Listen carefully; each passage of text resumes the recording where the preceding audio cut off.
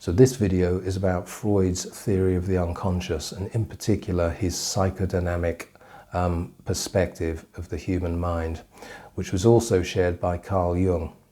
Carl Jung's view of the unconscious and the psychodynamic nature of the human mind was much more optimistic, I think, and explicitly spiritual, and indeed completely interwoven into the DNA of the recovery movement, groups like Alcoholics Anonymous. So this idea has great pertinence and should be of great interest to anybody who's in recovery from addiction, but I think also for anybody who is interested in human motivation and what makes us tick.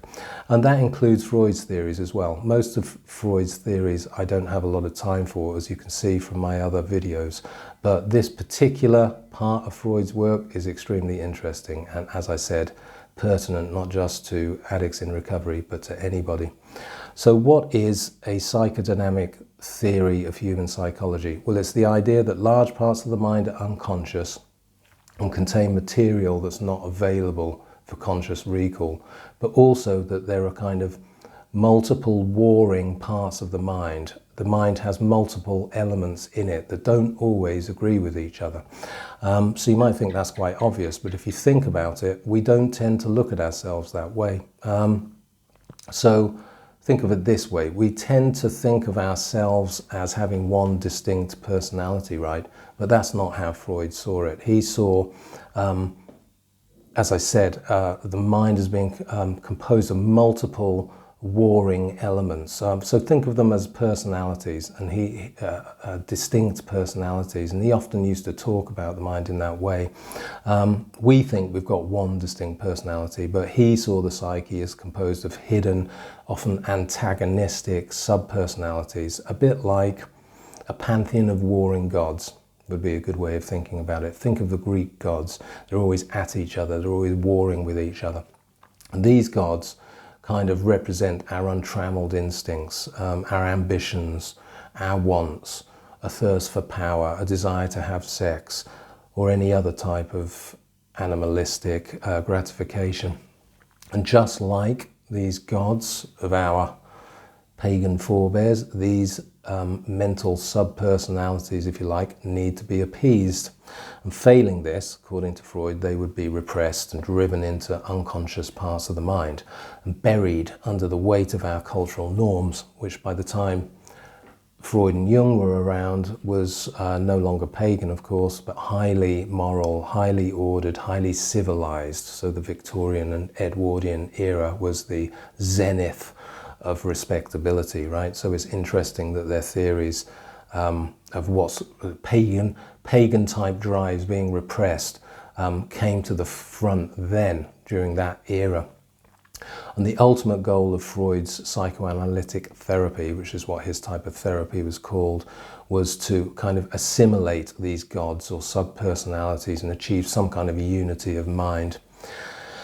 So it's tempting to think that Freud's ideas there would be outmoded now, but you've got to admit, really, that we've never really thrown off this underlay of paganism, really, have we?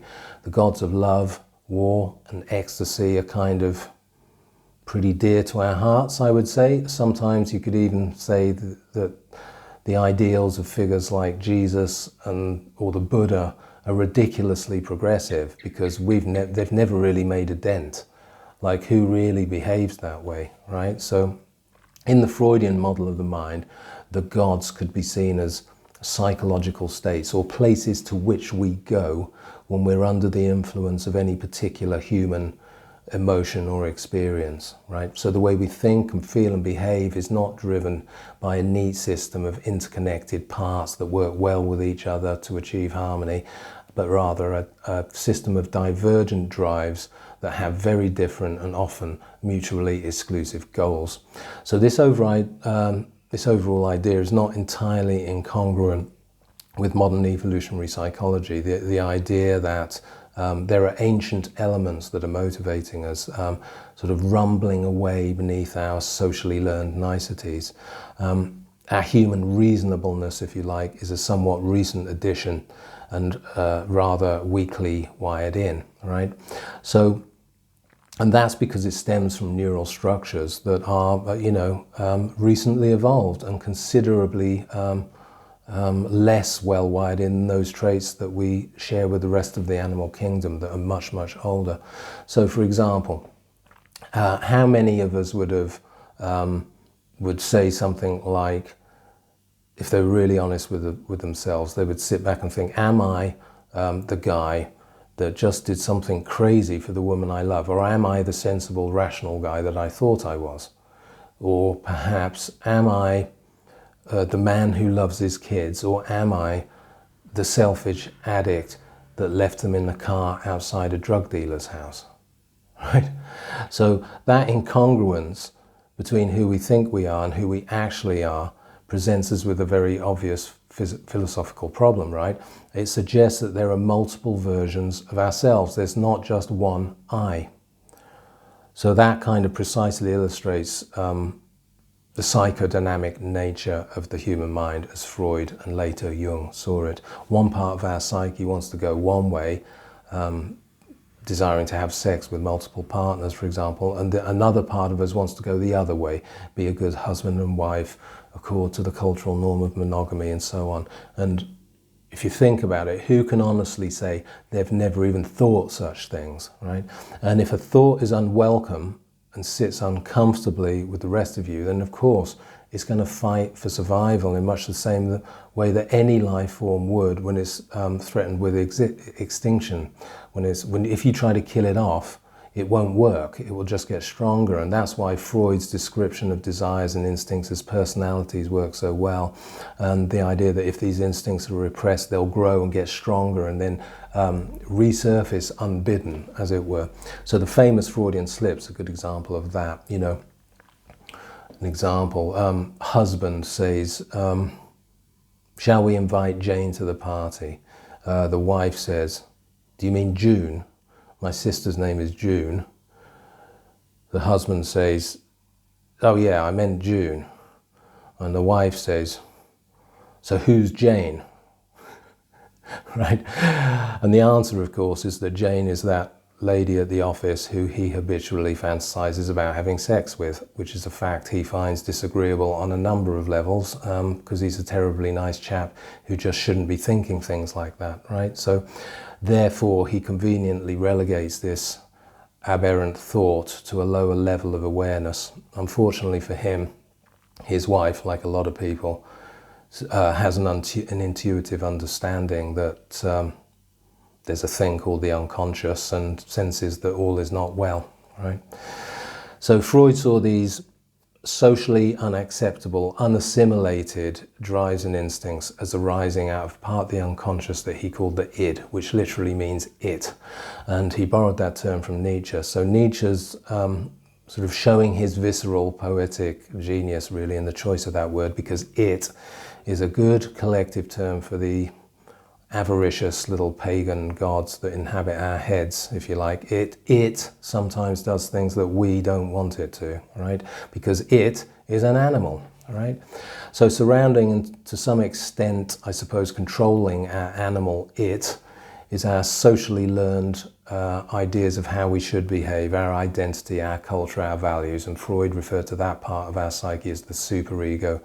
And then you have the unique part of our personality, what we think of as us, our individuality, what he would call the ego.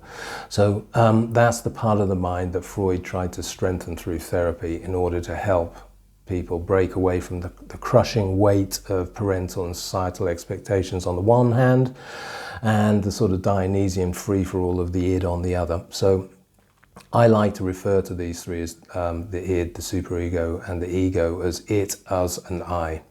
So it is the 300 million year old reptile, the 300 million year old thing, the inner beast, as Nietzsche would have called it, which is inside of me. It's the very primitive, perhaps even reptilian part of us, right?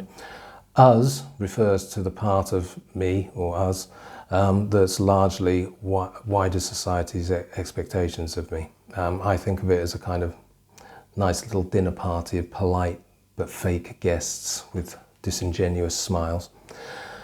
And I is the poor bastard who's sandwiched between my reptilian possibilities on the one hand and my parents, law enforcement officers and polite dinner party guests on the other, right? So it is our animalistic nature. It's been around for a very long time. Us is our socially transmitted culture. It's been around for a very short time, perhaps 50,000 years. And I have been around for 45, 50, 53 years. No time at all.